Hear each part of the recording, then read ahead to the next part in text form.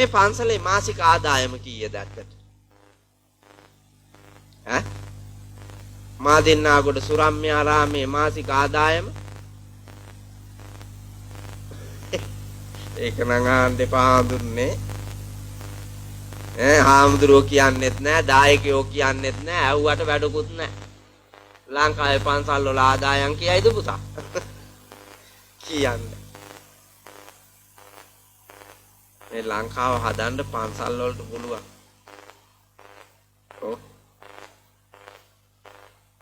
අවුරුද්දකට සැරයක් ගෙවල් දහසක ගමක් හදලා පූජා කරන්න පන්සල් වලට බැරි වෙයිද? ඈ? මේ ලංකාවේ පන්සල් ටික එකතු වෙලා බැරි වෙයිද? මාසික ආදායම කෝටි ගාණක් හම්බෙනකොට පුතා බැරි නෑනේ. නේද? හරි ලේසියෙන් වැඩේ කරන්න පුළුවන්. හැබැයි අපි ලෝකෙට බැන ලෝකෙට ගරහ ලෝකයට ඊර්ෂ්‍යා කර වෛර කර අනුන්ගේ කුණු හොයා ඉන්නවා විනා මේ මැරිලා යන ටික කාලයට මේ කුණු ශරීරයෙන් ලෝකාර්ථය පිණිස ස්වාර්ථය පිණිස යමක් කොට මිය දෙන්නට ලෑස්ති නැත්තම් ගිහිවත් පැවිදිවත් ඒකා උපදින්නේ අපායේ.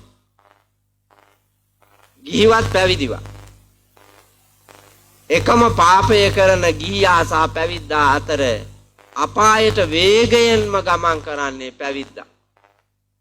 එකම පාපය. හැබැයි පැවිද්දා ඒ පාපයේ බර වැඩි නිසා ඉදිරියේ අපාගාමී වෙනවා.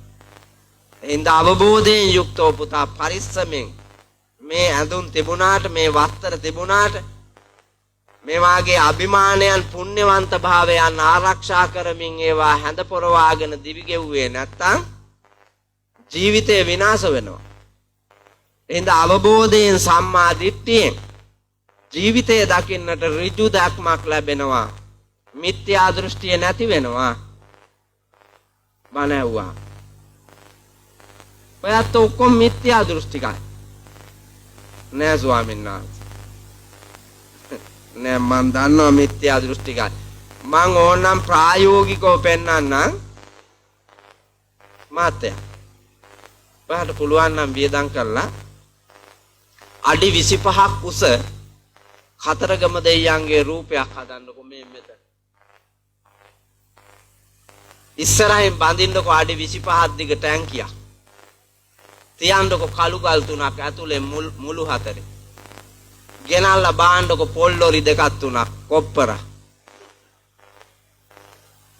මේ ඉන්න ගෑනුන්ට පිස්සු හැදිලා දවස් දෙකක් තුනක් යනකොට අර පොල් ලොරි දෙකම ගහනවා අර ගල් හතරේ. ඔව් නැති වෙයිද? පොල් ගෙඩියක් 200ට වික්ක හැකි රුපියල් 60 පොල් ගෙඩිය 200ට වික්ක හැකි මෙවුන්දලාට කතරගම දෙයියෝ ඉස්සරහා තියලා කියාපු ගමන් මිල 500යි කිව්වත් ගන්නවා. බුදුහාඳුරෝ වඳින්න එන්නේ කතරගම දෙයියෝ වැඳලා. පුල්ලියාර දෙයියෝ වැඳලා. භද්‍රකාලී පිළිරුවට වැඳලා. පූණියන් දේවතාවට වැඳලා ඇවිල්ලා රින්ගන්නේ මෙතෙන්ට. ඒ තරම්ම මිත්‍යා දෘෂ්ටිකයි මිහිඳු ආඳුරු ලංකාවට එනකොට හිටපු මිනිස්සුන්ටත් වඩා ප්‍රාථමිකයි පුතා. මිහිඳු ආඳුරු ලංකාවට එන කාලේ හිටපු මිනිස්සු නම්‍යශීලී වුණා. പ്രേතවත්තු දේශනා කළා, പ്രേතයෝ වෙන හැටි, විමානවත්තු දේශනා කළා, දෙව්ලොව යන හැටි. ඒ ගමන අපායට යනවාට වඩා දිව්‍ය ලෝකේ යන එක ශ්‍රේෂ්ඨයි කියලා තෝරාගෙන මිනිස්සු පුණ්‍යවන්ත වැඩ කරන්න පටන් ගත්තට පස්සේ බෞද්ධ දර්ශනයේ යථාර්ථය දේශනා කළා.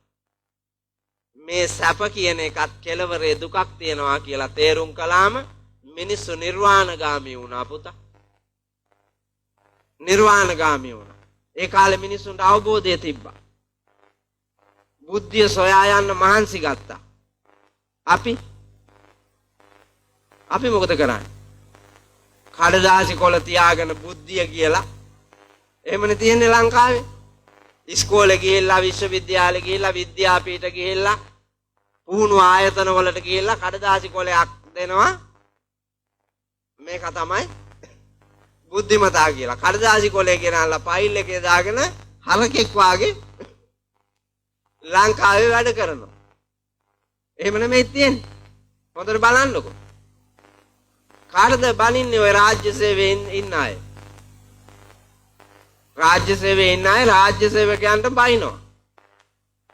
ඔක්කොම රාජ්‍ය සේවයේ ඉන්නේ. ඉගෙනගෙන. හැබැයි ඒක ආයතනයක්වත් ලංකා අභිවෘද්ධිය සාධනය කළේ නැහැ කියලා පේනවනේ. ලංකා අභිවෘද්ධිය සාධනය කරලා නැහැ. ඒක අමාත්‍යාංශයක්වත් ලංකා අභිවෘද්ධිය නැහැ. දියුණු වෙලා නැහැ. අපි ප්‍රාථමිකයි.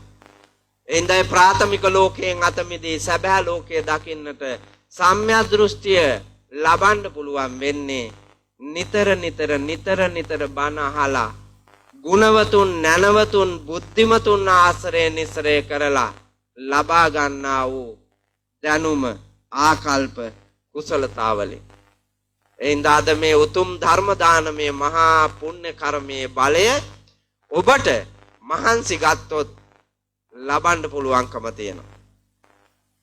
චිත්ත මස්ස පසීදති පස්වෙනි ලාභය ඒ ලබන්නා වූ ප්‍රඥාවේ බලය නිසාම සම්මා දිට්ඨිය නිසාම ප්‍රසාදිත හිතක් ඇතිව නික්ලේශීව සසර භව දුක් නසා ලබන අමා මහ නිවනින් සැනසීම ලැබීමේ වාග්ය ඔබට ලබන්න පුළුවන්කම තියෙනවා. ඒ උත්තරීතර වටිනාකමින් යුත් සද්ධර්මය දානය කරන පිනැත්තන්ට පිම්පිනිසත් ඔවුන්ව හදා වඩා තනා මේ ලොවට බිහිකොට ඔවුන්ට සතුටින් සැපසේ සුවසේ ජීවත් වෙන්නට මේ වෙහෙර විහාර ගම්බිම් මිඩම් කඩම් මම්මාවත් ඇලදොල ගංගා කෙත්වතු ගහකොළ තුරු ලතා තනා තබා තියා මිය ගිය අම්මා තාත්තා අත්තා මුත්තා නත්තපනත්තා ආදී පවුලේ කුල දෙටුවෝ නෑදෑයෝ හිතමිතුරෝ මිය පරලෝ ගොස් පින් ගන්න ඉන්නවා නම් ඒ හැම දිනාටමත් ඔබටත් මටත් අනන්ත වූ සංසාර දුක් නිවා ලබන අමා නිවනින් සැනසීම ලබන්නට මේ ගෞතම සම්බුද්ධ රාජ්‍යයේදීම හේතු වාසනා වේවා වෙත්වා වෙම්වා කියන හැඟීමෙන් සාදු කියලා බණ අහන්න ලෑස්ති වෙන්න.